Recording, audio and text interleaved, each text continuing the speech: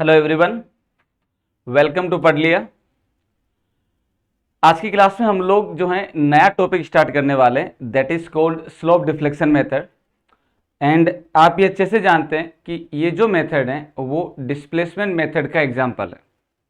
Displacement method आप लोग जो हमने बेसिक में देखा था, वहाँ पे क्या देखा था कि भी किसी भी इनडिटर्मिनेट स्ट्रक्चर को एनालिसिस करने के लिए हमारे पास में ब्रॉडली दो क्लासिफाइड किए थे हमने।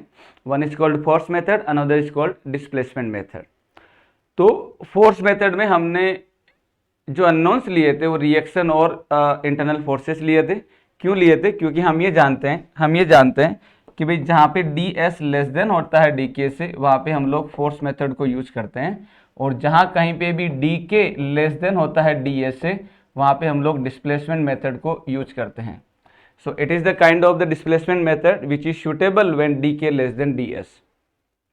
एंड हम ये जानते हैं डी के जो होता है वो इंडिपेंडेंट डिस्प्लेसमेंट होता है, और डिस्प्लेसमेंट हम लोग कहाँ मेजर करते हैं? हम लोग मेजर करते हैं जॉइंट पे। हम कहाँ मेजर करते हैं? जॉइंट पे। तो जॉइंट पे जब इंडिपेंडेंट डिस्प्लेसमेंट है तो मुझे क्या करना है? उस जॉइंट को इक्विलिब्रियम में रखने के लिए कितना जॉइंट इक्विलिब्रियम इक्वेशन चाहिए होगा वो डिपेंड करेगा कितना वहाँ पे जॉइंट जो है जॉइंट डिस्प्लेसमेंट फ्री है। सपोज करिए किसी भी जॉइंट पे ओनली थीटा अननोन है तो वहाँ पे आपको एक इक्विलिब्रियम चाहिए। कहीं पे अगर थीटा और डिफ्लेक्शन जो है दोनों अननोन है तो वहाँ पे दो इक्वेशन चाहिए। Similarly so on. तो इट मीन्स हमें अगर इस मेथड को देखना तो ये इस वाले कैटेगरी का है जिसमें हम लोग अननोन्स जो लेंगे जॉइंट डिस्प्लेसमेंट लेंगे। चूंकि ये एक मेथड है तो ये अपना एक प्रोसीजर फॉलो अप करता है, और उस प्रोसीजर को आपको ध्यान रखना है कब कौन सा और किस तरीके से होगा और क्या क्या पॉइंट होंगे वो मैं जो है स्टेप के साथ ही आपको समझाते जाऊंगा। तो यहाँ पे जो बेसिक पॉइंट है वो हम लोग देख लेते हैं, बेसिक पॉइंट देख लेते हैं। सो स्लोप डिफ्लेक्शन मेथड तो ये हो जाएगा, it is kind of displacement method. ये डिस्प्लेसमेंट मेथड का एक काइंड है, और ये सूटेबल रहता है, इट इज सूटेबल, ये सूटेबल रहता है, suitable when D K less then है डी एस से। ये सूटेबल रहता है जब डी के लेस देन रहता है डी एस से, यानी कि काइनेमेटिक इनडिटर्मिनेसी लेस देन है स्टैटिक इनडिटर्मिनेसी से। दूसरा, इसमें जो अननोन्स लिए जाते हैं, अननोन्स आर जॉइंट डिस्प्लेसमेंट। इसमें जो अननोन लिए जाते हैं वो कौन से हो जाएंगे? जॉइंट डिस्प्लेसमेंट होंगे। और इसी अननोन को निकालने के लिए हम लोग क्या करेंगे? जॉइंट इक्विलिब्रियम इक्वेशन लिखते हैं। So for these unknowns joint equilibrium equation are written, joint equilibrium equations are written, joint equilibrium equation जो है वो रिटर्न जो लिखी जाती हैं। अब यहाँ पे चूंकि हम बीम की बात कर रहे हैं, फ्रेम की बात कर रहे हैं, तो दोस्तों हम यहाँ पे जो जॉइंट जो डिस्प्लेसमेंट लेंगे, जो अननोन हम पैरामीटर ले रहे हैं, वो अननोन पैरामीटर जनरली हम लोग जो कंसिडर करेंगे वो बेंडिंग की वजह से करेंगे। एक्सियल की वजह से या शियर की वजह से जो डिस्प्लेसमेंट हो रहा है वो हम नेग्लेक्ट कर रहे हैं। यहाँ पे जो अननोन लिए जा रहे हैं वो अननोन्स ओनली बेंडिंग की वजह से लिए जाएंगे। एक्सियल की वजह से यानी कि एक्सियल डिफॉर्मेशन या शियर की वजह से डिफॉर्मेशन होता है वो हम नेग्लेक्ट कर रहे हैं। तो axial deformation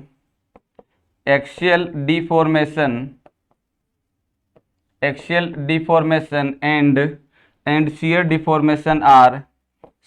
deformation are deformation का मतलब डिस्प्लेसमेंट लिख सकते हो, आर नेग्लेक्टेड।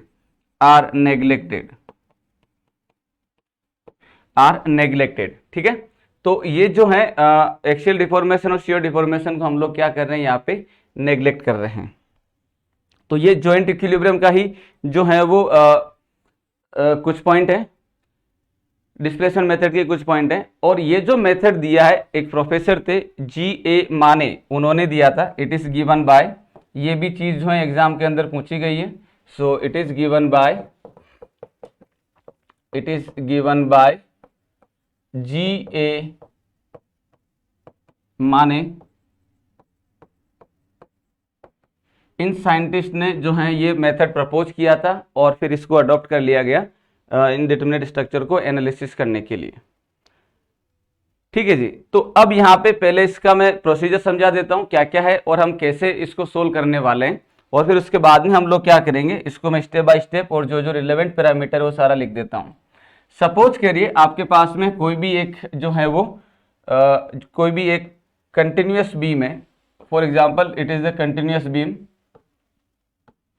कंटिन्यूअस बीम, और इस कंटिन्यूअस बीम में अगर आप देखते हो तो मान लीजिए यहाँ पे आपने जो है वो यहाँ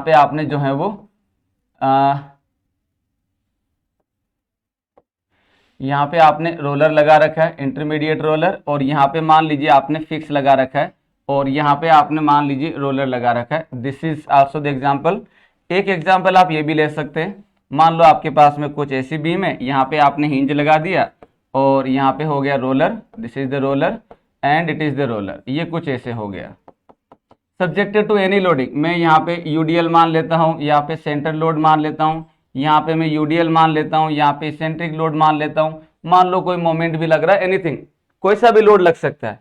लोडिंग इन द सेंस आपके पास में जो लोड है ये सेंटर पे लग सकता है, L/LL पे लग सकता है, और ये जो लोडिंग है A और B पे लग सकता है, ये जो लोडिंग है कुछ ऐसे लग सकता है, ये लोडिंग कुछ इस तरीके से लग सकता है, ये लोडिंग कुछ ऐसे लग सकता है, ये यहाँ पे कुछ इस तरीके से लग सकता है। लोडिंग किसी भी टाइप की हो सकती है, concentrated centred point load, eccentric point load, UDL, UVL with varying, इसमें इंटेंसिटी हाफ स्पान पे अलग हो गया, दूसरे स्पान पे अलग है, एंड मोमेंट, कैसा भी लोड लग सकता है। तो मैं यहाँ पे कुछ एग्जाम्पल जो है शो किए हैं।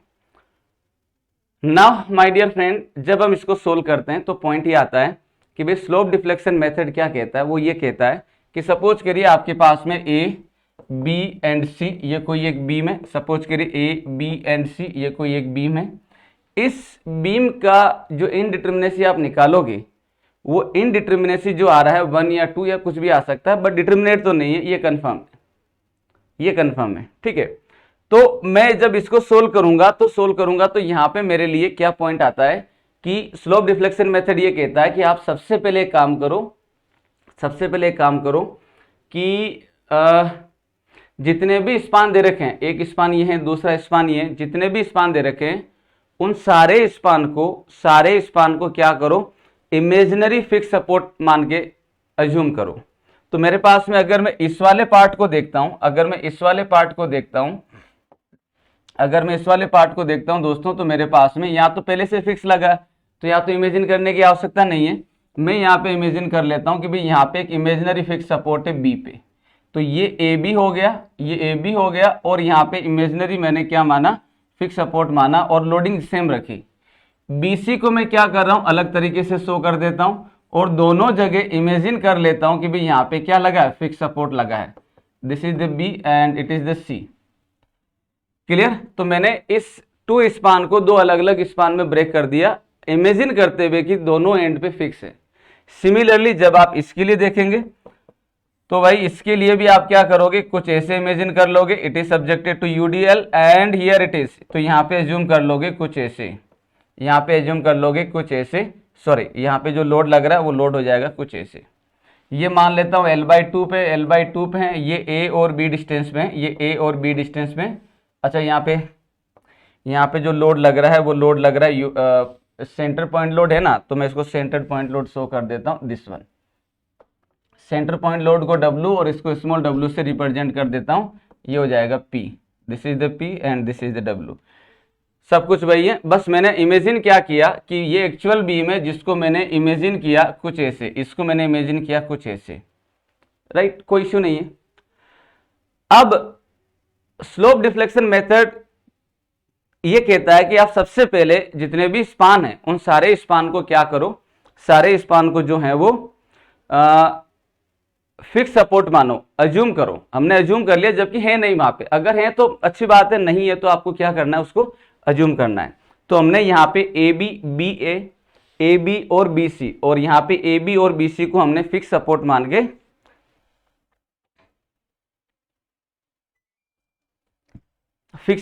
के हमने क्या कर लिया, अज्यूम कर लिया। अब क्या कहता है, अब ये कहता है कि भाई जब आपने फिक्स सपोर्ट मान के अज्यूम कर लिया ना, तो अब एक काम करो, जो भी लोडिंग दे रखा है उस लोडिंग के करस्पॉन्डिंग यहां पे फिक्स एंड मोमेंट निकालो, एम एफ ए बी हो जाएगा। यहां पे जो मोमेंट होगा वो हो जाएगा एम एफ बी ए, यहां पे अगर निकालोगे तो ये हो जाएगा एम एफ बी सी, और यहां पे अगर कैलकुलेट करोगे तो ये हो जाएगा एम एफ सी बी। क्योंकि फिक्स सपोर्ट है तो ऑब्वियस सी बात है बेंड मोमेंट आएगा ही आएगा। सिमिलरली आप यहां पे भी क्या करो, फिक्स एंड मोमेंट कैलकुलेट करो, M F A B, M F B C, M F B A, और ये हो जाएगा एम एफ बी सी, और ये हो जाएगा एम एफ सी बी। जो भी गिवन लोडिंग है उसकी वजह से आपको क्या करना है, फिक्स एंड मोमेंट निकालना है। सिंपल, फिक्स एंड मोमेंट आप आसानी से निकाल सकते हो, ऑलरेडी हम कैलकुलेट करना सीख भी चुके हैं, और अगर नहीं आता है तो आप एरिया मोमेंट मेथड या कॉन्जुगेट बीम मेथड से निकाल सकते हैं, कोई इश्यू बड़ा नहीं है। ठीक है, तो ये हमने क्या बोला कि भाई हमारे पास में जो भी बीम दे रखा है उस बीम को सबसे पहले अलग अलग सेगमेंट में ब्रेक करिए और फिक्स एंड मोमेंट निकालिए। हमने क्या करा, यहाँ पे फिक्स एंड मोमेंट निकाल लिया, यहाँ पे निकालिए, यहाँ पे निकालिए, यहाँ पे निकालिए। क्लियर। अब नेक्स्ट स्टेप क्या कहता है, नेक्स्ट स्टेप ये कहता है कि आप जो है जॉइंट इक्विलिब्रियम इक्वेशन लिखेंगे। आप क्या करेंगे, स्लोप डिफ्लेक्शन इक्वेशन लिखेंगे। क्या करेंगे, स्लोप डिफ्लेक्शन इक्वेशन लिखेंगे हर एक जॉइंट के लिए। रिपीट कर रहा हूं मैं, पहला स्टेप कह रहा है फिक्स एंड मोमेंट कैलकुलेट करो, दूसरा स्टेप कहता है कि भाई आप जो है स्लोप डिफ्लेक्शन इक्वेशन लिखेंगे हर एक जॉइंट के लिए। हर एक जॉइंट का मतलब यहां के लिए भी आप स्लोप डिफ्लेक्शन इक्वेशन लिखोगे, जिसको मैं एम ए बी के नाम से बोलता हूं। यहां पे आप लिखोगे, यानी कि इस वाले के लिए ये हो जाएगा एम बी ए, ये हो जाएगा एम ए बी, और ये हो जाएगा एम बी सी, और ये हो जाएगा एम सी बी। ऐसा ही कुछ होगा। अगर मैं इस बीम के लिए देखता हूं तो यहाँ पे हो जाएगा एम ए बी, दूसरा हो जाएगा एम बी ए, एंड तीसरा हो जाएगा एम बी सी, यहाँ पे हो जाएगा एम बी सी, और यहाँ पे हो जाएगा एम सी बी। तो आपके पास अगर 2 स्पान कंटिन्यूअस बीम है तो आप क्या करो, हर एक जॉइंट के लिए जो है इक्विलिब्रियम स्लोप डिफ्लेक्शन इक्वेशन लिख दीजिए। क्या होगा वो भी हम डेराइव कर लेंगे, वो कोई बहुत बड़ी बात नहीं है। तो पहला स्टेप फिक्स एंड मोमेंट, जिसमें इमेजिन करके हमने लिखा था कि फिक्स सपोर्ट होता है, गिवन लोडिंग के रिस्पेक्ट में हमने मोमेंट निकाल लिया। दूसरा ये कहता है कि भाई जो है आप स्लोप डिफ्लेक्शन इक्वेशन लिखो हर पॉइंट पे, हर जॉइंट पे हमने लिख दिया। तीसरा स्टेप कहता है कि भाई अब आपको क्या लिखना है, जॉइंट इक्विलिब्रियम इक्वेशन लिखना है। जॉइंट इक्विलिब्रियम इक्वेशन लिखना, तो मुझे पता होना चाहिए कौन सा जॉइंट जो है वो इक्विलिब्रियम में नहीं है और किसका वैल्यू मैं निकालना चाहता हूं, मुझे पता होना चाहिए। तो मैं अगर इस बीम की बात करता हूं, तो इस बीम के अंदर मैं ये देखता हूं, मुझे ये पता है कि भाई यहां पे थीटा ए क्या है, 0। यहां पे थीटा ए क्या है, 0। तो यहां पे तो थीटा ए जो है थीटा ए 0 है। यहां पे अगर देखता हूं मैं तो यहां पे theta A not equal to 0 and M not equal to 0, this is the one. और जब यहां देखूंगा तो यहां पे क्या हो जाएगा, theta C not equal to 0 but M equal to 0। भाई रोलर दे रखा तो वहां पे मोमेंट 0 होगा बट रोटेशन 0 नहीं होगा। चूंकि ये इंटरमीडिएट है तो ये एक रिजिड की तरह बिहेव करेगा, तो ना तो यहाँ पे थीटा 0 है ना यहाँ पे एम 0 है। ठीक इसी तरीके से अगर मैं इस बीम के लिए देखता हूं तो इस बीम के लिए क्या हो जाएगा, इस बीम के लिए थीटा ए जो है not equal to 0 but M equal to 0। यहाँ पे सेम वही होगा जो ये लिखा गया वो का वो यहाँ पे होगा, इसके लिए भी सेम वही होगा जो यहाँ पे लिखा गया है। क्लियर है। तो जॉइंट इक्विलिब्रियम इक्वेशन का मतलब है कि मेरे पास जो जॉइंट दे रखा है उसके अंदर जो भी डिस्प्लेसमेंट आ रहा है वो वैल्यू मुझे पता होना चाहिए। अगर मैं इस बीम के लिए देखता हूं, तो दोस्तों मुझे इस बीम के लिए क्या पता चल रहा है, इस बीम के लिए पता ये चल रहा है कि यहाँ पे थीटा ए क्या है, 0 है, थीटा ए 0 है। यानी कि यहाँ पे जो भी एम ए बी का इक्वेशन बनेगा उसके अंदर मैं इसको ध्यान में रखते हुए इक्वेशन लिख दूंगा। तो यहाँ पे तो मुझे कुछ सोचना नहीं है क्योंकि फिक्स है। तो यहाँ पे जॉइंट डिस्प्लेसमेंट कुछ भी नहीं आ रहा ना। लेकिन जब मैं इस वाले जॉइंट पे आता हूं तो मेरे पास theta C not equal to 0, तो मुझे थीटा सी का वैल्यू यहां पे क्या करना होगा, पता करना होगा। तो पता करना होगा तो इस जॉइंट के लिए यानी कि थीटा सी कैलकुलेट करने के लिए मुझे कौन सी इक्वेशन को यूज करेंगे। तो भाई मैं ये जानता हूं कि यहाँ पे मोमेंट का वैल्यू क्या होता है, 0 होता है। तो आपने जो स्लोप डिफ्लेक्शन इक्वेशन लिखी थी MCB वाली, उस इक्वेशन को 0 के बराबर पुट कर दो। क्यों पुट कर दो, क्योंकि हम ये जानते हैं कि यहाँ पे मोमेंट क्या होता है, 0 होता है। तो ये फाइनल मोमेंट था ना, slope deflection equation final moment देती है, तो ये वैल्यू क्या हो जाएगी, 0 के बराबर पुट कर देंगे तो थीटा सी निकल आएगा। तो थीटा सी निकल गया तो भाई हमें पता हो गया, यानी कि अब ये जॉइंट डिस्प्लेसमेंट यहाँ पे अननोन नहीं रहा। क्लियर। नाउ इस वाले जॉइंट के लिए अगर हम देखें, तो यहाँ पे दो मोमेंट एक्ट कर रहे हैं। इस वाले के लिए अगर हम देखें तो दो मोमेंट एक्ट कर रहे हैं, तो इसकी वजह से कुछ थीटा हो सकता है, इसकी वजह से कुछ थीटा हो सकता है। तो अगर मुझे इस जॉइंट को अगर इक्विलिब्रियम में रखना है, तो क्या होना चाहिए, ये होना चाहिए कि भी इसकी वजह से जो थीटा आ रहा है और इसकी वजह से जो थीटा आ रहा है, दैट मस्ट बी, यानी कि यहाँ पे जो मोमेंट लग रहे हैं उन दोनों मोमेंट का एल्जेब्रिक सम क्या होना चाहिए, 0 होना चाहिए। यानी कि मुझे इस जॉइंट को अगर इक्विलिब्रियम में रखना है, तो इक्विलिब्रियम में रखने के लिए इक्वेशन क्या बनेगी, जॉइंट इक्विलिब्रियम इक्वेशन क्या बनेगी, MBA plus MBC is equal to 0, और होना भी चाहिए। ठीक है, तो इस इक्वेशन को यूज करते हुए आप यहाँ पे थीटा बी का वैल्यू पता कर सकते हैं।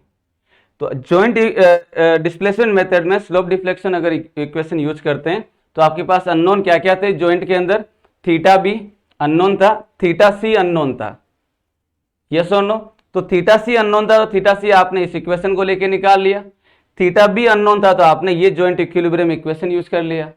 तो यहां से थीटा बी निकल गया, यहां से थीटा सी निकल गया, फिर इस इक्वेशन में यानी कि इन इक्वेशन में वैल्यू पुट करेंगे तो फाइनली आपके पास मोमेंट आ जाएगा कि भाई किस बीम पे कितना मोमेंट लग रहा है। That's all, this is the slope deflection method. तो पहला क्या हो गया, आपको लिखना है फिक्स एंड मोमेंट, इमेजिन करते हुए कि सारे स्पान जो है फिक्स सपोर्टेड है। दूसरा आपको लिखना है स्लोप डिफ्लेक्शन इक्वेशन हर एक स्पान और हर एक स्पान के लिए, यानी कि दोनों एंड पे। तीसरा आपको लिखना है जॉइंट इक्विलिब्रियम इक्वेशन और वहां से अननोन डिस्प्लेसमेंट का वैल्यू निकालना है जो कि जनरली थीटा है। चौथा हो जाएगा जब आपके पास में थीटा निकल चुका है तो फाइनल एंड मोमेंट कैलकुलेट करना है और वो इन्हीं इक्वेशन में पुट करके निकालेंगे, सिंपल। अगर मैं इस वाले की बात करता हूं तो इस वाले के अंदर मेरे पास अननोन क्या है, थीटा ए यहाँ पे 0 नहीं है, थीटा बी यहाँ पे 0 नहीं है, थीटा बी यहाँ पे 0 नहीं है और थीटा सी भी यहाँ पे 0 नहीं है। तो मुझे तीनों का वैल्यू निकालना पड़ेगा, लेकिन मैं ये अच्छे से जानता हूं कि यहाँ पे मोमेंट 0 है और यहाँ पे मोमेंट 0 है। तो मेरे पास थीटा सी का वैल्यू तो इस इक्वेशन को 0 के बराबर पुट करके आ जाएगा, थीटा ए का वैल्यू इस इक्वेशन को 0 के बराबर पुट करके आ जाएगा, और थीटा बी का वैल्यू जो इक्वेशन हमने यहां यूज करी थी सेम इन दोनों का सम कर देंगे, इक्वल टू 0 पुट कर देंगे तो आंसर आ जाएगा। ठीक है ना। तो स्लोप डिफ्लेक्शन मेथड जो है वो यही है और कुछ नहीं है, राइट। तो यहां पे सबसे पहले आपको क्या क्या जानना है, सबसे पहले जानना है कि भाई फिक्स एंड मोमेंट क्या होता है और कैसे कैलकुलेट करते हैं। कैसे कैलकुलेट करते हैं उसका आंसर आप लोग जो है ऑलरेडी क्या बोलते हैं एरिया मोमेंट मेथड जो आपने स्लोप एंड डिफ्लेक्शन जो कैलकुलेट किए थे वहां से निकाल सकते हैं, और एनर्जी कंसेप्ट को यूज करते हुए भी आप निकाल सकते हैं।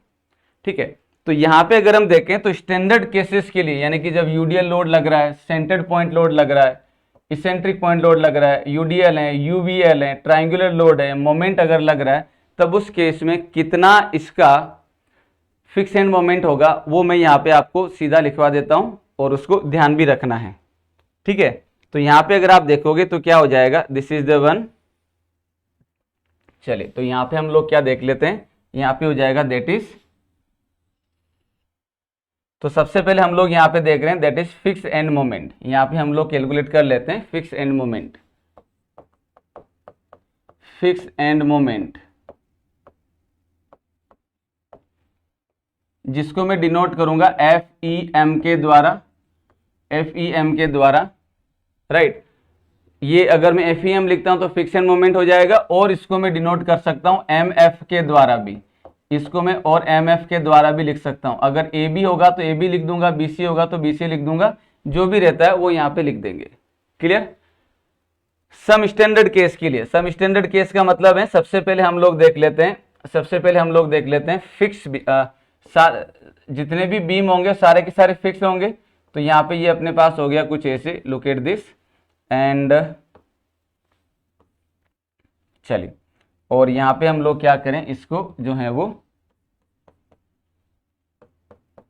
This is the one.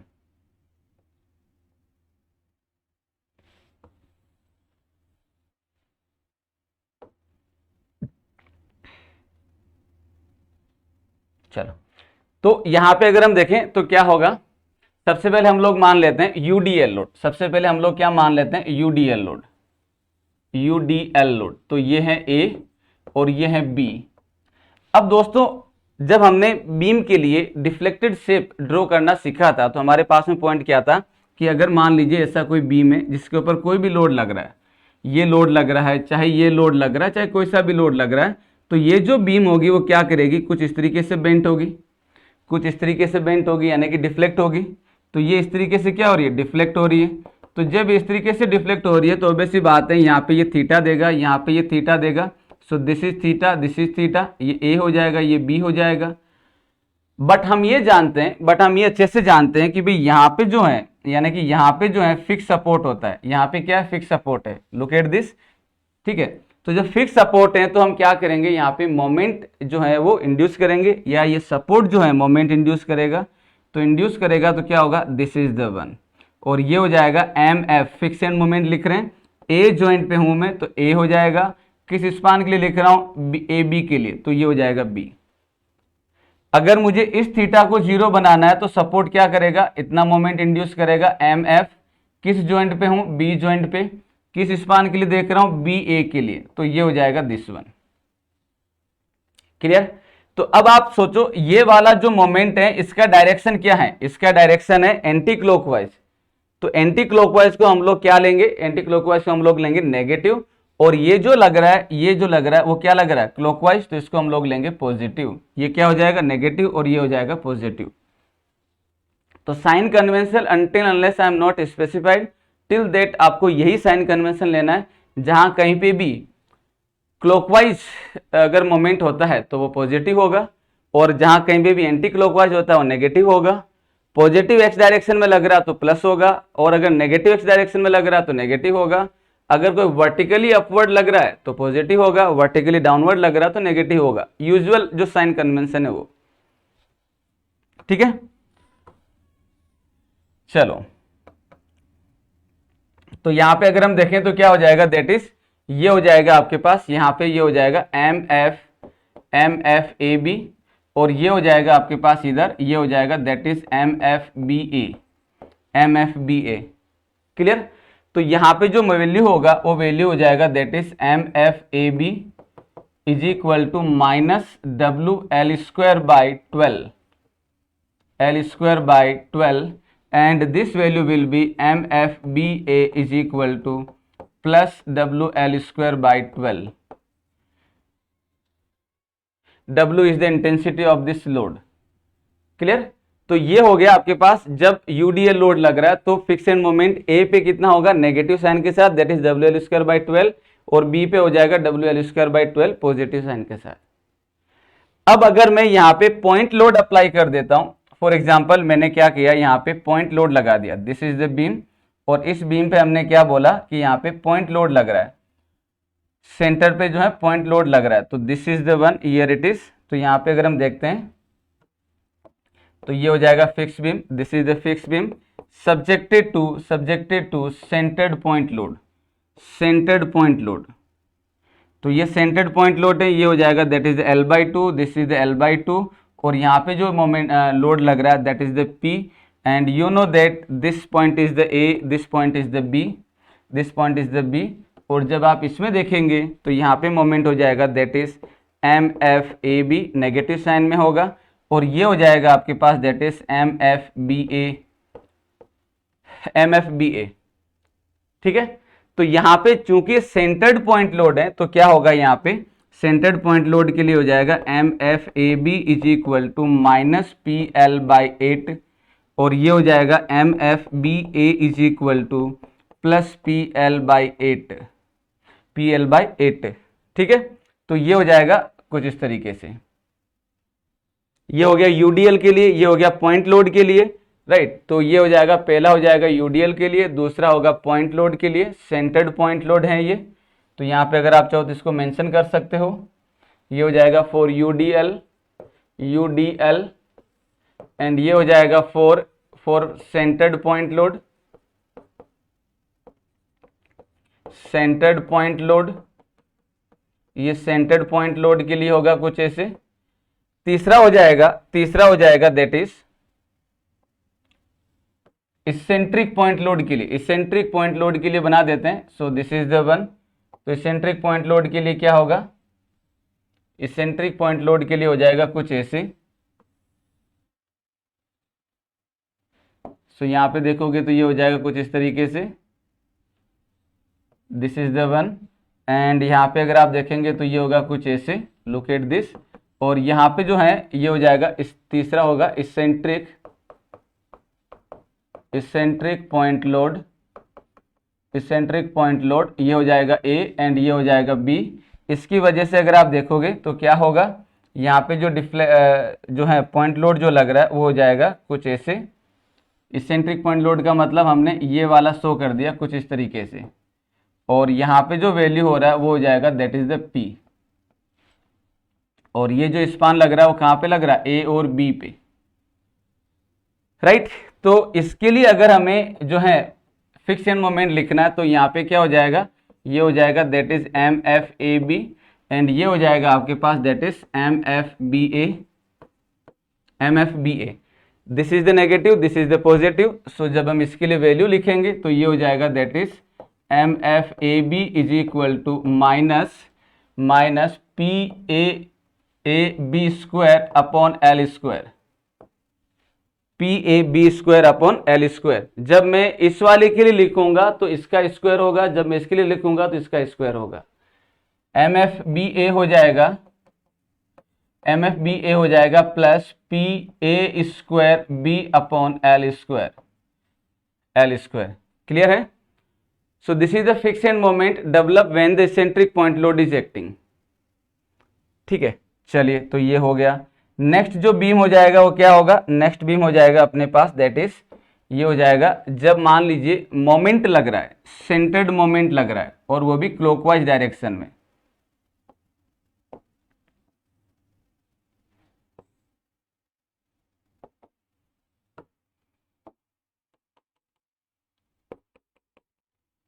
यानी कि मैंने ये बोला कि भाई यहाँ पे क्या लग रहा है, यहाँ पे जो मोमेंट लग रहा है वो कैसा लग रहा है, यहाँ पे क्लॉकवाइज मोमेंट लग रहा है एम नोट, क्लॉकवाइज मोमेंट लग रहा है एम नोट। एम नोट क्या है, एम नोट है यहाँ पे clockwise moment, clockwise moment, clockwise moment.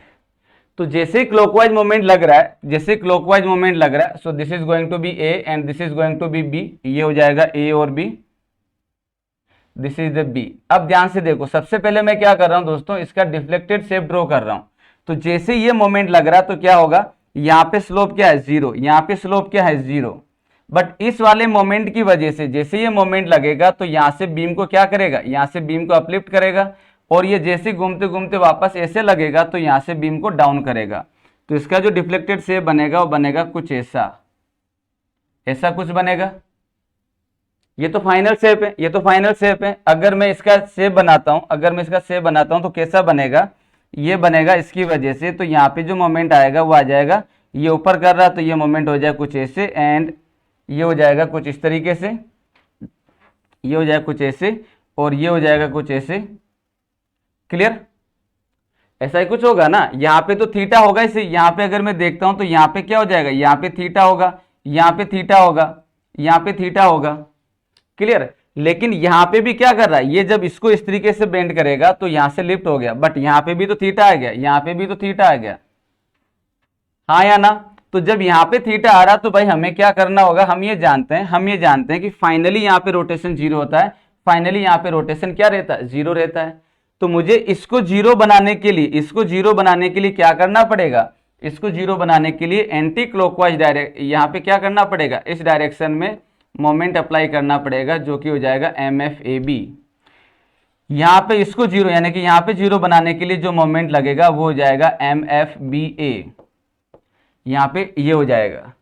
तो जैसे ही मैं ये मोमेंट लगाऊंगा, जैसे ही ये मोमेंट लगाऊंगा, तो इसका जो डिफ्लेक्टेड शेप बनेगा वो बनेगा कुछ ऐसा। इसका जो शेप बनेगा वो बनेगा कुछ ऐसा, लाइक दिस। क्लियर है? और यही हम चाहते हैं। तो भाई हमारे पास ये जो डायरेक्शन आया है, ये जो डायरेक्शन आया है, ये डायरेक्शन किसकी वजह से आया? ये डायरेक्शन आया इसकी वजह से। यहाँ पे जो स्लोप जीरो हो रहा, जीरो करने के लिए। तो इसका डायरेक्शन अगर हम देख रहे हैं तो दोनों का, ये भी क्लॉकवाइज हो गया और ये भी क्लॉकवाइज हो गया, राइट। तो यहां पे अगर हम वैल्यू देखेंगे तो वैल्यू क्या हो जाएगा? वैल्यू हो जाएगा that is MFAB is equal to MFBA is equal to plus M0/4, plus M0/4 same रहेगा। और क्लॉकवाइज डायरेक्शन में देखो, ये इन सब में क्या सीन हो रहा था? इन सब में सीन ये हो रहा था कि भाई यहाँ पे जो है मोमेंट कुछ ऐसे बन रहा था, ये डिफ्लेक्टेड शेप कुछ ऐसे बन रहा था। तो मुझे यहाँ पे थीटा को जीरो करने के लिए, यहाँ पे थीटा को जीरो करने के लिए मैंने इधर मोमेंट लगाया, यहाँ पे जीरो करने के लिए मैंने इधर मोमेंट लगाया, तब जाके ये जीरो बना। तो ये मैंने साइन शो कर रखा था वहां पे। क्लियर? ठीक है। तो ये है आपके पास जब सेंटर पे क्लॉकवाइज मोमेंट लग रहा है। वाइस वर्सा अगर मैं बोल देता हूं कि भाई ये ऐसे ना लग के एंटी क्लॉकवाइज लग रहा हो, तब क्या होगा? इसका अपोजिट साइन हो जाएगा, बट वैल्यू सेम रहेगा। ठीक है। तो ये हो गया चौथा पॉइंट जो आपको ध्यान रखना है। So this is the fourth point, when clockwise moment M0 acting at centre, जब सेंटर पे क्लॉकवाइज मोमेंट लगता है तब उस केस में जो है फिक्शन मोमेंट का वैल्यू ये होगा। Simple, easy. नाउ नेक्स्ट देख लेते हैं फिफ्थ वन में हो जाएगा जब UVL uniformly varying distributed load जो है अगर लगता है, तो यूनिफॉर्मली वेरिंग लोड अगर लग रहा है, यानी कि UVL लोड इज एक्टिंग, अगर UVL लग रहा है तब क्या होगा? तो चलिए उसके लिए देख लेते हैं। तो UVL का मतलब है कि भाई यहाँ पे आपके पास में फिक्स बीम है कुछ ऐसे, एंड हियर इट इज, और इस पे जो लोड लग रहा है वो लोड कैसा होगा वो देख लेते हैं। नाउ ये हो जाएगा कुछ ऐसे, और इसके ऊपर जो लोड लग रहा है वो हो जाएगा कुछ इस तरीके से। Here it is, this is the one. और यहाँ पे अगर आप इस लोड की डायरेक्शन देखेंगे तो this load is acting downward. ये UVL ये होता है कुछ ऐसे, this is the one, and ये हो जाएगा कुछ इस तरीके से, ये हो जाएगा कुछ ऐसे, एंड ये हो जाएगा कुछ ऐसे, and so on this. Clear है? तो यहाँ पे ये हो जाएगा A पॉइंट, ये हो जाएगा P पॉइंट, इंटेंसिटी यहाँ पे W है, यहाँ पे इंटेंसिटी जो है वो 0 है, यूनिफॉर्मली वेरिंग हो रहा है, and this is the length L। Clear? तो इसकी वजह से जो डिफ्लेक्टेड शेप बनेगा वो कुछ ऐसा ही होगा। डाउनवर्ड लोड एक्ट कर रहा तो इस तरीके से बेंट होगा, ऐसे बेंट करेगा। तो मुझे यहाँ पे स्लोप को जीरो करना है, यहाँ पे स्लोप को जीरो करना है, तो क्या हो जाएगा? ये हो जाएगा दैट इज MFAB, एंड ये हो जाएगा यहाँ पे जीरो करने के लिए MFBA। इसको हटा देता हूं मैं, दिस इज द वन। ठीक है। तो यहाँ पे MFAB का जो वैल्यू हो जाएगा वो हो जाएगा आपके पास दैट इज WL²/30, और साइन कैसा होगा? माइनस में। तो ये हो जाएगा that is MFAB is equal to minus WL²/30, और ये हो जाएगा MFBA is equal to plus WL²/20। ठीक है। तो ये वैल्यू आपको ध्यान रखना है। अगर मैं बोल देता हूं कि ट्राइंगुलर लोड एक्ट कर रहा है, अगर मैं बोल देता हूं that is triangular load is acting, triangular load act कर रहा है, अगर ट्राइंगुलर लोड एक्ट कर रहा है तब उस केस में क्या होगा तो वो भी देख लेते हैं। तो ट्राइंगुलर लोड अगर लगेगा तो क्या होगा? तो चलो लगा दीजिए। ये हो जाएगा fix beam, it is a fix beam, और यहाँ पे अगर आप देखेंगे तो क्या हो जाएगा? यहाँ पे ये हो रहा कुछ ऐसे, लुक एट दिस, एंड ये हो जाएगा कुछ इस तरीके से, और ये हो जाएगा कुछ ऐसे। This is the one, and load which is acting like this, ये लोड हो जाएगा कुछ ऐसे। मैक्सिमम इंटेंसिटी सेंटर पे होगा और दोनों सपोर्ट पे जाके क्या बन जाएगा, जीरो बन जाएगा, और लोड की जो डायरेक्शन है वो डायरेक्शन होगी डाउनवर्ड। लोड की डायरेक्शन क्या होगी, डाउनवर्ड होगी।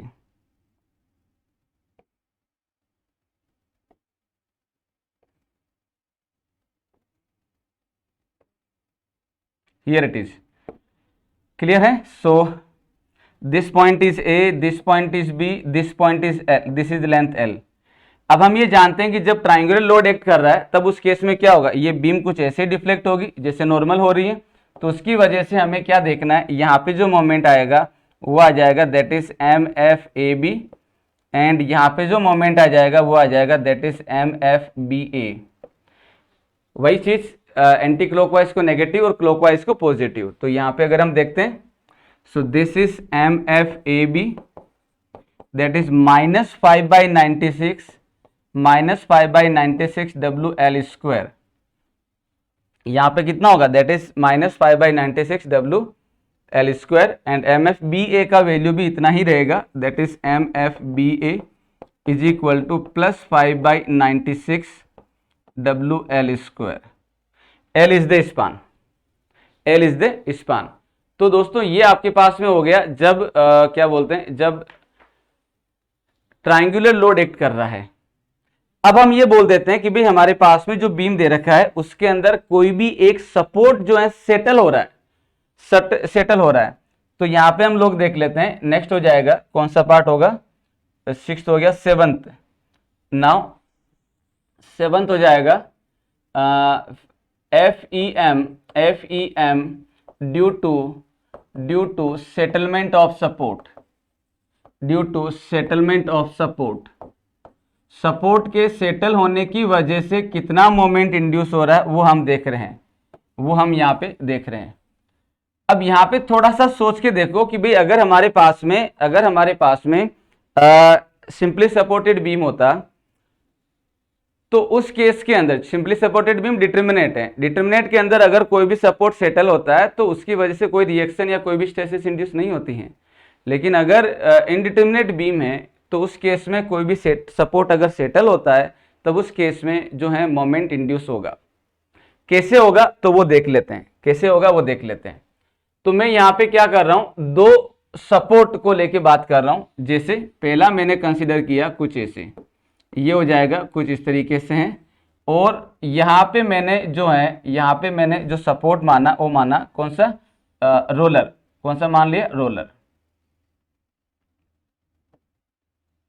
Roller. So this is the roller, और ये हो गया कुछ ऐसे। सिमिलरली एक में बीम ले लेता हूं, एक में बीम ले लेता हूं जो हो जाएगा कुछ इस तरीके से, यहाँ पे ये कुछ ऐसे, एंड ये हो जाएगा फिक्स सपोर्ट, ये हो जाएगा fix support. This is the fix support. अब मैं यहाँ पे क्या बोल रहा हूं, मेरा कंसर्न किसको है, सपोर्ट को लेके है, सपोर्ट के सेटलमेंट को लेके है। So this length is the L, this length is the L। मैं बी सपोर्ट का सेटलमेंट कर रहा हूं, उसकी वजह से कितना मोमेंट इंड्यूस होगा वो देख लेते हैं। तो मैंने क्या किया, इस बी सपोर्ट को सेटल किया, और सेटल करके कहां पे आ गया, ये सेटल करके आ गया यहां पे। ये बी सपोर्ट सेटल होके कहां पे आ गया, यहां पे आ गया, और ये आ गया यहां पे बी डैश पॉइंट पे। तो इसका जो सेटलमेंट रहा है वो सेटलमेंट हो गया दैट इज द डेल्टा। वो कितना सेटलमेंट हो गया, दैट इज द डेल्टा से। क्लियर। तो अभी मैं क्या कर रहा हूं, सिंपल, जैसे ये बीम ने सेटल दिया तो हम क्या मानते हैं कि भाई ये जो स्पान है, ए बी स्पान जो है कुछ ऐसे होगा, ऐसे होगा ना। तो मैं अगर यहाँ पे थोड़ी सी बात करता हूं, यहाँ पे थोड़ा सा सोचता हूं कि भाई इसके ऊपर यहाँ पे पहले थीटा 0 था, यहाँ पे थीटा 0 था, और अब यहाँ पे कुछ थीटा का वैल्यू जो है वो 0 नहीं है, कुछ ने कुछ रोटेशन दिया, सिंपल। तो क्या यहाँ पे इस बी ज्वाइंट पे, क्या यहाँ पे बी ज्वाइंट पे कुछ मोमेंट का वैल्यू आएगा क्या, आंसर होगा नो। क्यों नहीं, अरे भाई ये रोलर है और रोलर तो रोटेशन को अलाउ करता है, जब अलाउ कर रहा है तो रेस्ट नहीं करेगा, यानी कि यहाँ पे किसी भी तरह का कोई भी रिएक्शन यानी कोई भी मोमेंट नहीं आएगा। लेकिन क्या यहां पे भी तो थीटा हो रहा है, यहां पे भी तो थीटा हो रहा है। क्या यहां पे आप थीटा अलाउ कर रहे हैं? क्या यहां पे आप थीटा अलाउ कर रहे हैं? आंसर होगा बिल्कुल भी नहीं, यहां पे हम थीटा अलाउ नहीं कर रहे हैं। तो हम क्या एक्सपेक्ट कर रहे हैं? हम ये एक्सपेक्ट कर रहे हैं कि भाई हमारे पास में जो बीम है ना वो कुछ इस तरीके से डिफ्लेक्ट करे, लाइक दिस। यहां पे थीटा को 0 मेंटेन रखें और उसके बाद में ये बेंट होके कुछ ऐसे आ जाए। तो मैं क्या कर रहा हूं दोस्तों, यहां पे इस थीटा को 0 बनाने के लिए मैं यहां पे क्या कर रहा हूं, मोमेंट इंड्यूस करूंगा, दैट इज द MFAB, और जिसका डायरेक्शन एंटी क्लॉकवाइज में होगा। क्लियर? तो यहां पे अगर हम देखें तो भाई मेरे पास ये सारा हटा देते हैं, ये हटा देते हैं, ये सारा हटा देते हैं, this is the one. Clear है? So this is the final deflected shape and यहां पे हम थीटा को 0 मेंटेन रख रहे हैं। तो यहां पे अगर आप देखोगे MFAB का जो वैल्यू होगा वो हो जाएगा, that is MFAB is equal to -3EI del by L square, -3EI del by L square. ये किस पे हो रहा है? ए पे हो रहा है। क्या MFBA होगा? क्या MFBA होगा? MFBA इज इक्वल टू 0 कुछ नहीं होगा। क्यों नहीं होगा? क्योंकि रोलर है और रोलर के ऊपर जो है किसी भी तरह का मोमेंट नहीं आता है। तो ये तो हुआ जब मेरे पास बी जो कि रोलर दे रखा था वो सेटल होता है। तो अब अगर मैं बात करता हूं इस वाले के लिए, तो सबसे पहले हम लोग क्या करते हैं, इस सपोर्ट को सेटल करके यहां ले आते हैं। तो मैंने इस सपोर्ट को सेटल करके कहां लेके आ गया? यहां पे लेके आ गया। और जब यहां पे लेके आऊंगा तो क्या हो जाएगा, ये जो है ये हो जाएगा कुछ इस तरीके से। और जब ये ऐसे होगा तो मैं क्या अज्यूम कर रहा हूं कि ये जो बीम है कुछ इस तरीके से बेंट हुई होगी, कुछ इस तरीके से बेंट हुई होगी। और मैंने इसको नया नाम दे दिया, दैट इज बी डैश। ये हो जाएगा दैट इज बी डैश, ये हो जाएगा बी डैश। और इसने जो सेटलमेंट दिया वो दिया डेल्टा बी का, या डेल्टा से डिनोट कर दो, ये सेटलमेंट दिया। अभी मैंने सिर्फ सिंपल इसको ध्यान दिया और इसके साथ जो बीम थी एज इट इज इसको शो कर दिया। अब आप सोचो थोड़ा सा इस पे बात करो। तो मैंने यहाँ पे ओरिजिनल अलाइनमेंट बना दिया। अगर इस बीम ने, अगर ये सपोर्ट यहां से यहां आया है, सो ऑब्वियस सी बात है इस बीम ने इतना रोटेशन दिया थीटा का और इसने यहां पे इतना रोटेशन दिया थीटा का, दोनों ही जगह फिक्स लगा है। क्या यहां पे रोटेशन अलाउ होता है? नहीं। क्या यहां पे रोटेशन अलाउ होता है? बिल्कुल नहीं। तो आपको क्या करना पड़ेगा, आपको इस थीटा को भी 0 बनाना है, इसको भी 0 बनाना है। तो इसको 0 बनाने के लिए मतलब इस बीम का जो डिफ्लेक्टेड शेप आप यहां पे जो बना रहे हैं ना, वो शेप कैसा होना चाहिए? यहां से होना चाहिए कुछ ऐसे, और यहां पे कैसा होना चाहिए? यहां पे होना चाहिए कुछ ऐसे। बीच के अंदर ये जो है कुछ ऐसे हो जाएगा, लाइक दिस। लेकिन यहां पे 0 रहना चाहिए, यहां पे 0 रहना चाहिए। तो यहां पे इसको 0 बनाने के लिए क्या करोगे? यहां पे इसको 0 बनाने के लिए क्या करोगे? यहां पे 0 बनाने के लिए यहां पे इस तरीके से मोमेंट अप्लाई करोगे, MFAB। इस वाले को 0 बनाने के लिए क्या करोगे? इधर से मोमेंट लगाओगे। सो ये हो जाएगा MFBA। क्लियर? तो जैसे आप इस बीम पे इधर से एंटी क्लॉकवाइज मोमेंट लगाओगे तो ये बीम क्या करेगी? इस तरीके से डिफ्लेक्ट करेगी और 0, ये तो जो थीटा पहले इतना था वो धीरे धीरे 0 बन जाएगा। ठीक यहां पे ये करोगे तो फाइनली जो डिफ्लेक्टेड शेप होगा आपके पास वो कैसा होगा? फाइनली डिफ्लेक्टेड शेप होगा कुछ ऐसा, और यही आप चाहते हैं। क्लियर है? तो मैं क्या कर रहा हूं, यहां पे इस चीज को डॉटेड लाइन में शो कर देता हूं ताकि आपको आइडिया रहे कि भाई आपने नेगेटिव मोमेंट ये क्यों लगाया। ठीक है, इसे यहां पे भी मैं शो कर देता हूं, ये लो जी।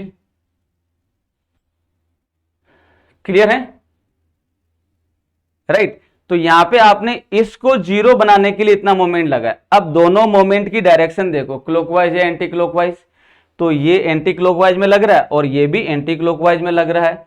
And value of this two is, ये हो जाएगा that is MFAB is equal to -6EI del by L square, और ये हो जाएगा that is MFBA is equal to -6EI del by L square. Clear?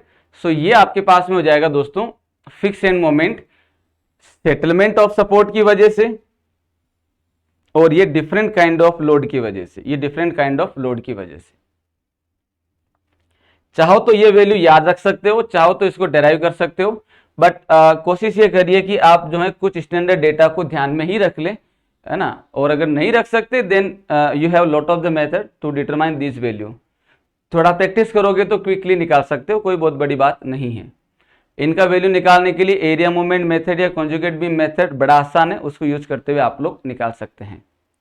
So this is the step number 1 in which we determined the value of the fix and moment. अब हमें क्या करना है, अब हमें जो है स्लोप डिफ्लेक्शन इक्वेशन जो है वो डेराइव करनी है या उसको लिखना है। तो दोस्तों स्लोप डिफ्लेक्शन इक्वेशन क्या होती है वो हम देख लेते हैं, क्या होता है। सो नेक्स्ट हो जाएगा slope deflection equation.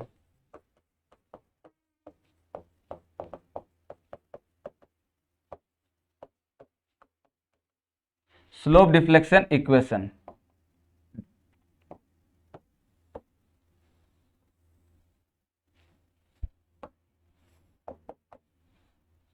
Slope deflection equation को अगर हम देखें तो भाई हम क्या लिख रहे हैं, मान लीजिए मेरे पास में ये कोई एक बीम है, मैं सारा समझा देता हूं, उसके बाद में हम जो लिखेंगे वो क्लियरली आपको समझ में आ जाएगा। मान लीजिए यहाँ पे कोई एक फिक्स सपोर्ट है, यहाँ पे जो है रोलर है, और यहाँ पे कोई एक रोलर है, सपोज करिए this one, here it is. और यहाँ पे मान लेता हूँ सेंटर पॉइंट लोड है और यहाँ पे यूडीएल है। एक कोई दूसरा एक बीम ले लिया, जिसके अंदर मैंने यहाँ पे हिंज माना, यहाँ पे रोलर माना और यहाँ पे रोलर माना, ठीक है। और यहाँ पे मैं मोमेंट मान लेता हूँ, that is in clockwise moment, और ये L/2 पे लग रहा था, तो यहाँ पे मैं A और B पे लगा देता हूँ, कोई भी एक लोड लग रहा है P, ये P हो जाएगा, ये W हो जाएगा, कुछ भी मान सकते हैं। तो माय डियर फ्रेंड, हमें स्लोप डिफ्लेक्शन इक्वेशन जब लिखना है तो पॉइंट ये आता है कि स्लोप डिफ्लेक्शन इक्वेशन में जो पैरामीटर लिखे जाएंगे वो किस किस की वजह से होगा। तो मैं अगर यहां से देखता हूं तो सबसे पहले मैं क्या कर रहा हूं, मेरे पास में A हो गया, ये B हो गया, ये C हो गया, ABC, this point is the A, this point is the B and this point is the C। सबसे पहले आपको क्या देखना है, आपको ये देखना है कि भाई हम क्या कर रहे हैं, सारे स्पान को फिक्स के अंदर मानते हैं। इमेजिन करते हैं, तो ये AB जो है फिक्स स्पान हो गया, BC जो है फिक्स हो गया, ठीक है। और इसमें भी देखें तो AB जो है फिक्स के अंदर हो गया और BC जो है फिक्स के अंदर हो गया। तो मैंने ये करा कि भाई यहाँ पे इसको मैंने फिक्स में कन्वर्ट कर लिया, यानी कि यहाँ पे इमेजिनरी जो है मैंने फिक्स के अंदर मान लिया, इमेजिनरी मैंने क्या कर लिया, फिक्स में मान लिया, इस वाले के लिए भी और इस वाले के लिए भी, ठीक उसी तरीके से यहाँ पे मान लिया। अब जब मैंने फिक्स में मान लिया तो गिवन लोडिंग की वजह से, यानी कि अप्लाइड लोडिंग की वजह से यहाँ पे मोमेंट आएगा और यहाँ पे मोमेंट आएगा, यहाँ पे मोमेंट आएगा और यहाँ पे मोमेंट आएगा, क्योंकि सारा फिक्स माना हुआ है। तो यहाँ पे अगर हम देखें तो स्लोप डिफ्लेक्शन इक्वेशन जो होता है उसके अंदर सबसे पहला पॉइंट आ जाएगा ड्यू टू अप्लाइड लोड। ये किसकी वजह से आ जाएगा, due to applied load, applied load की वजह से, जिसको हम लोग फिक्स एंड मोमेंट बोलते हैं। क्लियर, चलो जी, एक तो ये हो गया। दूसरा क्या होगा, दूसरा ये हो जाएगा, मान लो कि आपके पास में ये वाला जो सपोर्ट है, वो क्या कर गया, वो सपोर्ट क्या कर गया, यहां पे सेटल कर गया, यानी कि ये वाला सपोर्ट यहां पे आ गया, और सपोर्ट सेटलमेंट की वजह से क्या कहानी होती है, ये ऑलरेडी आप जो है यहां पे देख चुके हैं। अगर कोई भी सपोर्ट सेटल करता है तो दोस्तों उसकी वजह से दोनों एंड पे जो है वो मोमेंट इंड्यूस होता है। तो हम ये बोल देते हैं कि भाई मेरे पास में मान लीजिए कोई भी एक सपोर्ट, जैसे मान लो ये सपोर्ट सेटल कर गया, या फिर ये वाला कर गया, या फिर ये वाला कर गया, तो कोई भी एक सपोर्ट अगर सेटल करता है तो उसके सेटलमेंट की वजह से दूसरे एंड पे और उसी एंड पे दोनों जगह कुछ ना कुछ मोमेंट इंड्यूस होगा।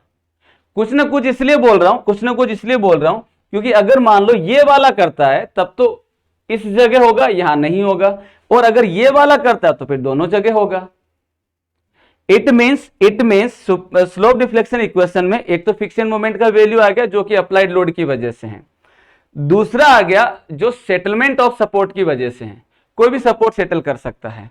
तो यहां पे अगर हम लिखें तो क्या हो जाएगा, यहां पे अगर हम लिखें तो दूसरा हो जाएगा इसके अंदर due to settlement of support,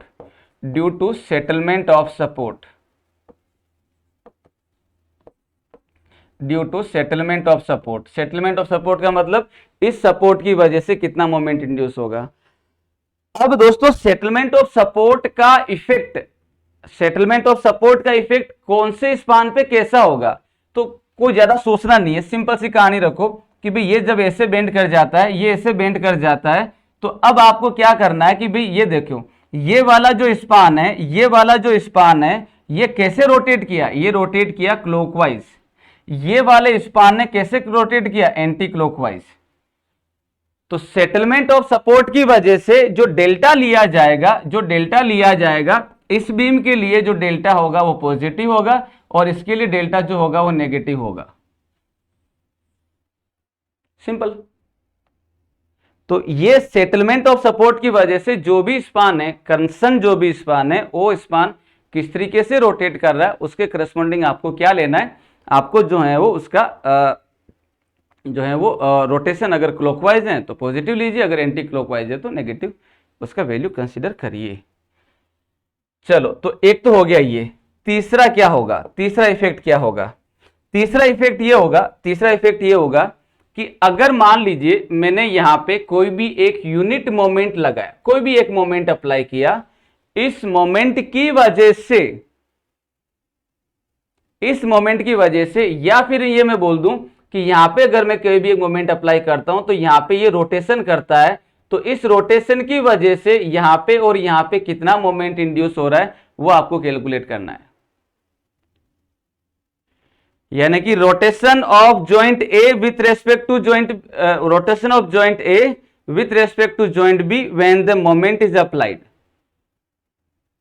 दूसरी लैंग्वेज में बोल सकते हैं कि मैं अगर यहां पे theta is equal to 1 unit का रोटेशन अगर लगाता हूं तो यहां पे जो भी मोमेंट लगाया उसकी वजह से यहां पे कितना आया, और जब मैं यहां पे 1 यूनिट का रोटेशन देता हूं तो उसकी वजह से इन दोनों पे मोमेंट कितना आ रहा है वो आपको जो है देखना होगा, उनका इफेक्ट जो है यहां पे लेना होगा। ठीक है, तो यहां पे क्या करना है कि अगर आप किसी भी ज्वाइंट पे, अगर आप किसी भी ज्वाइंट पे यूनिट रोटेशन देते हैं तो यूनिट रोटेशन देने के लिए आप जो मोमेंट अप्लाई करते हैं वो मोमेंट जहां पे यूनिट रोटेशन दिया वहां पे कितना है और उसका इफेक्ट दूसरे एंड पे कितना है वो आपको देखना होगा। यानी कि अगर मैं बात करता हूं तो यहां पे जैसे मान लीजिए मेरे पास ए बी है, ए बी बीम के लिए लिखना है तो ये हो जाएगा रोटेशन ऑफ जॉइंट ए, इसकी वजह से कितना होगा, और चौथा हो जाएगा rotation of joint B, rotation of joint A और रोटेशन ऑफ जॉइंट बी। यानी कि जब मैं रोटेशन देता हूं किसी भी जॉइंट पे तो रोटेशन देने के लिए मुझे जो मोमेंट अप्लाई कर रहा हूं उस मोमेंट का क्या इफेक्ट होगा। तो यहां पे मैं लिख देता हूं इसको मैं थीटा ए और थीटा बी। यहां पे अगर हम इसको लिखें तो ये क्या हो जाएगा, ये हो जाएगा that is theta A and ये हो जाएगा theta B, this is the one. अब इसको हम हटा देते हैं। तो स्लोप डिफ्लेक्शन इक्वेशन जो है जो डेराइव्ड होगी वो इन चारों की वजह से किसी भी एंड पे जो मोमेंट आ रहा है ड्यू टू अप्लाइड लोड की वजह से, सेटलमेंट की वजह से, रोटेशन ऑफ जॉइंट ए की वजह से, रोटेशन ऑफ जॉइंट बी की वजह से, किसी भी एक पॉइंट पे जो मोमेंट आ रहा है उन सब का एल्जेब्रिक सम, उन सब का एल्जेब्रिक सम जो है वो तुम्हें स्लोप डिफ्लेक्शन इक्वेशन देगा।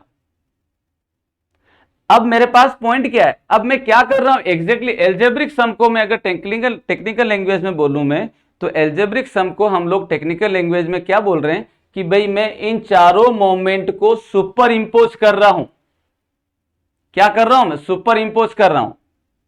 तो सुपर इंपोज जो मेथड है या जो थ्योरम है वो दोस्तों तभी एप्लीकेबल होगी जब डिफॉर्मेशन यानी कि डिस्प्लेसमेंट जो है बहुत कम का है, वेरी स्मॉल है,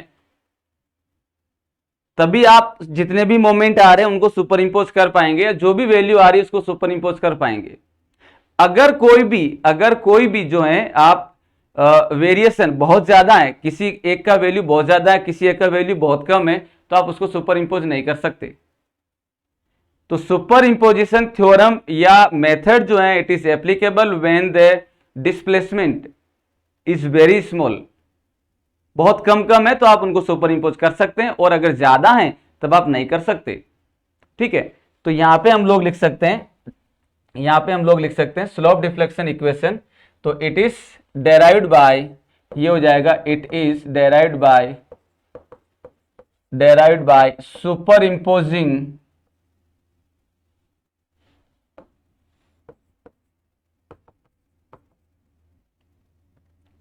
it is derived by superimposing of all method, superimposing of all moment due to this one। इन सब की वजह से आप क्या कर सकते हैं, सुपर इम्पोजिंग कर सकते हैं। ठीक है, अब पॉइंट ये आता है कि सुपर इम्पोजिशन या सुपर पोजिशन जो थ्योरम है वो कब वैलिड होती है, तो मैं यहाँ पे इसको स्पेशली मेंशन कर सकता हूँ। Super position theorem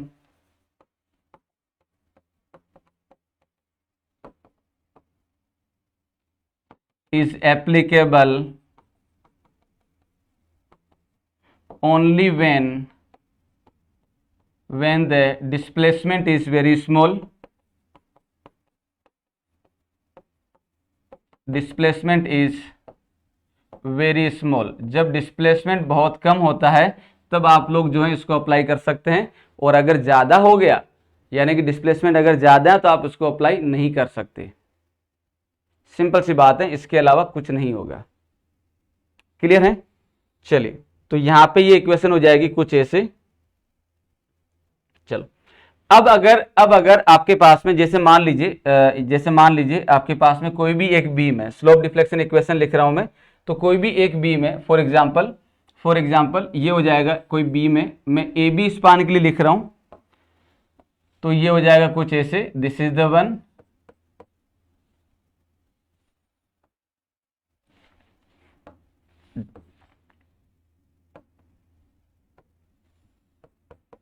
here it is.